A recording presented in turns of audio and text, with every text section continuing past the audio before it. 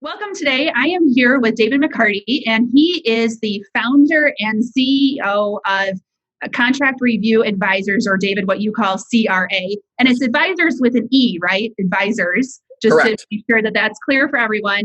I've known David now for several years, and he is an amazing person to get to know. So I highly encourage you to get to know David on a personal level, or at least link in with him if you haven't done so already. But he is also a very successful entrepreneur. So I love learning from David each and every day. So we thought we would do this video where we can learn a little bit more about David and his leadership skills and how he approaches the market. So David, let's start off with explaining to us a little bit more about who you are and what CRA is all about. Absolutely. Well, thank you, Amanda. Pleasure. And I appreciate all those kind things you just said about me. I always like to give, I guess, a little background for those that don't know me. I've been working in supply chain for over 25 years and I've definitely seen my share of changes. And obviously, we're going through a lot of changes now. But by background, those that don't know me, I really built my sourcing experience and I'll say a lot of relationship experience by building one of the first group purchasing organizations over 20 years ago. And that provided me with a lot of insight into how companies are different in terms of their internal teams and sourcing experience. And to me, I guess when I look at, running a business and creating a business, it's always that looking at it like, what is the need? What is the value that you can deliver to people? And by running these sourcing events and bringing different companies together, I was always being asked for additional help. Someone might say, "Oh, David, I don't have expertise here. Do you know of anybody that can help me here?" And I would say, "Oh, you know what? I know Amanda, and she's worked on this project over at this company." And I always just love connecting people. And again, I saw more and more that companies were struggling, I'll say, with having subject matter expertise and being able to execute. So as you said a little bit in my intro, I love helping people. I love meeting people. So I was always connecting people. And it's kind of that light bulb moment. I said, you know what? I saw this gap for companies that they don't have subject matter expertise in every category. And how could they accomplish more with less? So I'm like, all right, I want to create this advisory company where then again, I could bring in individuals or companies that had this expertise and they could really act as an extension of a team to a company and bring value. So that was kind of that experience, but then light bulb moment where I saw, hey, this could be a way to help and really be different, of course, because there's, the big consulting firms out there. And I think the challenges for companies is that, you pay some big bucks and at times you really get what you pay for. That's why I kept hearing from a lot of companies, and as well why then I started to look at the model and say, you know what, if I could create this model that we're bringing in the experts to work and really act as that extension of a team with a company, that would be value that would be well received. And 7 years old now as a company, hard to believe. So it's been working. Wow, congratulations. And it's such a wonderful service for companies to plug and play. And it's really the vision for the future, right? Being able to plug and play different expertise within your organization to maximize value to your company and your stakeholders. So it's definitely needed out there. And I think it's going to live much longer than 7 years and blossom into something much, much bigger. Well, thank you. No, it was interesting at the beginning when I think anyone out there, especially today, I think more and more people are looking to start businesses, this whole pandemic that we're going through, and you start to think of, what would you like to do? And you start to think of what I always say, what do you enjoy to do? And for me, then it was asking questions, and I started to look at it and asking people just to bounce things off, okay, again, if you could get a best in class contract and reduce risk and accelerate savings, would that interest you? People say yes. And I'm like, well, what if you could accomplish this without changing suppliers? They're like, yes. And I'm like, well, what if we implemented it for you too? They're like, that sounds good. And I'm like, well, what if you didn't have to pay us until after the savings hit your bottom line? And people are looking at me like, sure, what's the catch? I just said, you know what? We're just going to do the model so different and make it more, it's building that trust and the relationship. And to me, the pillars that I've built myself on in this company is, trust, integrity, and, honesty. And if you can deliver on those and we're working with people, I know that resonates with you too, Amanda. I mean, it's just so important. But yeah, then really, once kind of got through that, the challenge was, as anyone, when you're starting a company, is like, okay, we're going to be doing all this work and we're not getting paid. It might be 6 months till we have any revenue coming in. But I think as anyone out there that is thinking of a business or an idea, it's, you're going to bounce it off people. Then hopefully some of those people will give you an opportunity as well, because as you know them. And to me, it was then just asking people, what are some of your pain points? What are some of the projects that you have upcoming? And then when I saw where that kind of lined up for us, where we had vetted out some of the industry experts or the best in class companies, and again, it will operate in supply chain, human resources, logistics, and IT. I would say, okay, here's the idea and the way that we can bring value to you.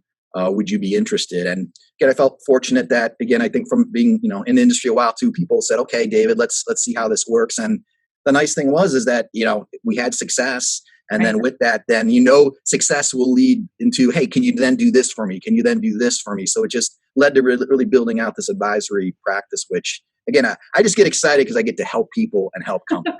And it's like, yeah, it's like, and it's not like I'm selling, like a product or something. Oh, I've got to sell this, and what's my margin? I have to do this or that. I'm looking at if I can help someone, and then we could work through what success looks like together.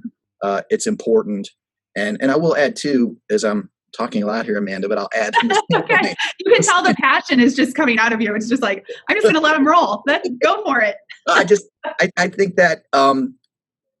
Again, with starting a business too, for people, they have a certain model in their head, and they just be flexible and be ready to pivot, because things will change based off of, I'll say, clients or your internal circumstances or even external circumstances like this pandemic we're in.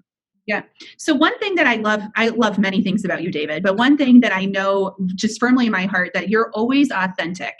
And I was wondering if you could share with the audience today, how has being authentic helped you in your business relationships, in your career, and what value does that bring? Well, to me, I've always been one that, I guess the old saying, like, you wear your emotions on your sleeve, or, how you'd say things. And I will always, what you see is what you get with me. And to me, it's always, if you do the right thing and you are true to yourself, then others will see that and then want to embrace that, in qualities of just being an authentic person. Because to me, I don't know any other way, Amanda, to be. And I just, and I think it's important too. Like for me, there's times where clients, they've asked us about a project, and I'll say, we're not a good fit for that. It's okay to, say no. And, to me, that then helps build that relationship, that that, okay, if there's something else that comes up, that they'll approach you again, because they know that, you're not just trying to do a grab that, hey, I want to get this project and I want to make it happen. It's, what's, to me, being authentic then is what's the right fit for both sides of the table, to make sure that it's going to be successful. Yeah, and it also plays into that transparency, that humbleness, vulnerability, like all of that goes into being that authentic self. And I think you're such a great example for others in that area. So kudos to you on that.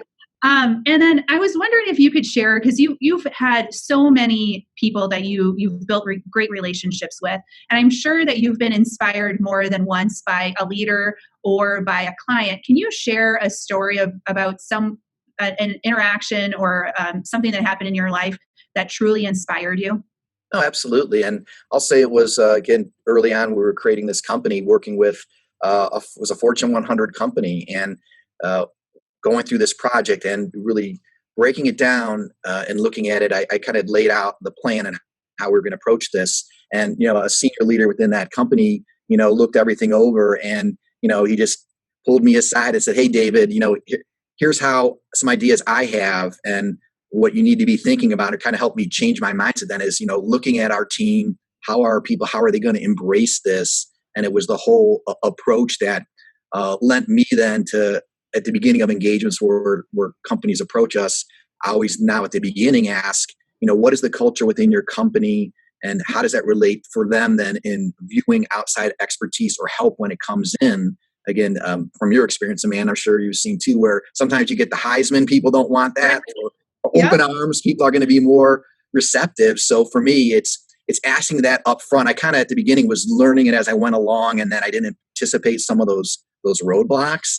And so I appreciated that leader kind of pointing that out. And for me, a moment of, okay, I really need to be looking at this. And then it is interesting, as a side note, that leader said to me as well, and you need to be aware of these sacred cows within our company. Oh, wow. And so, that's another question I ask now too, that I'd never asked before, where I might look at an area where there's great opportunity to, reduce risk and drive savings for a company. But if there's some relationship there, somehow that can't be touched, it's better to find that out on the front end too and ask those questions so you're not fighting that battle later on and wasting your time and their time as well. Yeah, not only is that a great example of someone inspiring you to act differently, but it was a great example of leadership communication and having that courage, not only for that leader to communicate all of that to you and be transparent with you, but also that you were listening to it and embedded all of that. That's a great example of two-way communication going on right there. So thanks for sharing that story. And thank you for sharing all about what you're up to with CRA and that venture. There's so much value that can be delivered for procurement, especially in the times that we're living in right now and beyond.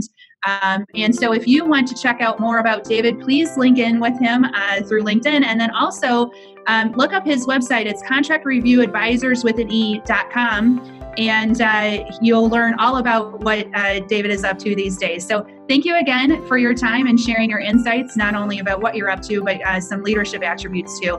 We greatly appreciate it. Amanda, thank you. Really an honor to be on this interview with you.